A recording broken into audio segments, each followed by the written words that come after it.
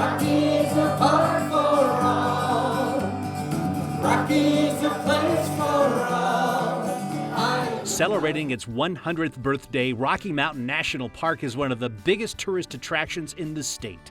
At the heart of the park's creation are two unlikely partners, Enos Mills and F.O. Stanley. They were the citizen activists and sort of the catalyst for making this happen, but they also were really creating an early model of how it is to work between government and citizens and interest groups. Enos Abijah Mills was born on April 22, 1870 in Lynn County, Kansas.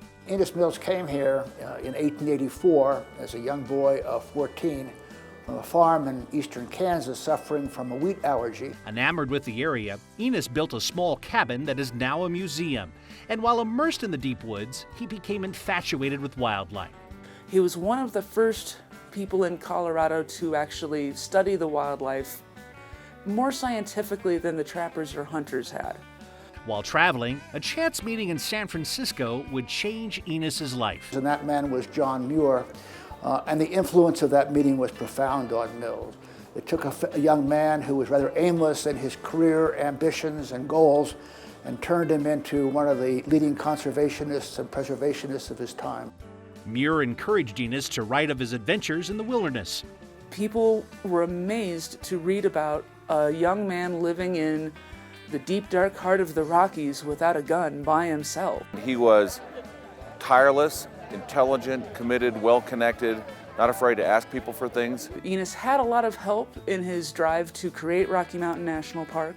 One of those was F.O. Stanley. Freeland Oscar Stanley and his twin brother Francis Edgar Stanley were born in Kingfield, Maine in 1849.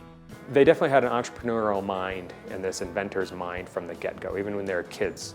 The Stanley brothers invented dry plate photography, a revolutionary idea that led to how photos are captured today. And when they sold that company, the Stanley Dry Plate Company, in 1904, they sold it to George Eastman of Eastman Kodak. About 1900, they began to dabble in automobiles, and it was while they were working automobiles that F.O. Stanley came down with a recurring case of tuberculosis. And in those days, where there was no known cure, people were often sent to the mountains. When F.O. came to Estes Park, there was barely a wagon trail up the mountain, but he was determined to drive his steamer all the way to prove that a car could make it. He invests in the town, he becomes the first president of the bank. He gives us our water system, our electrical power system. If it were something that were for the good of mankind, and he had the means to help make something happen, he would do it. If there was a kid here locally that wanted to go to college and they couldn't afford it, he would go ahead and give them their tuition. We built the Stanley Hotel, all 11 miles, an audacious undertaking.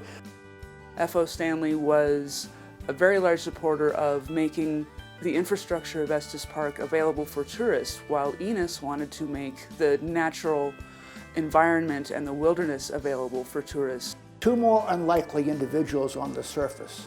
F.O. Stanley, the man from the East, always impeccably dressed in Eastern fashion, and Enos Mills, a man of the West, who really was happiest when he was out on the trail with his guests at the inn, talking about nature. But they came together in a group called the Estes Park Protective and Improvement Association.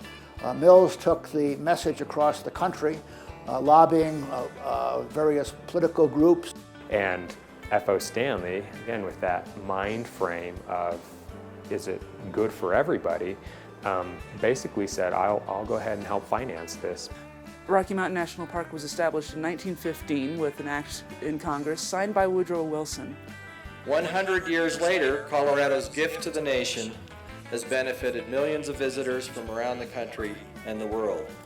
Now we are here to rededicate this special place for the benefit and enjoyment of all Americans for the next 100 years. What their actions and their vision has resulted in for this state and this place and this country is truly amazing.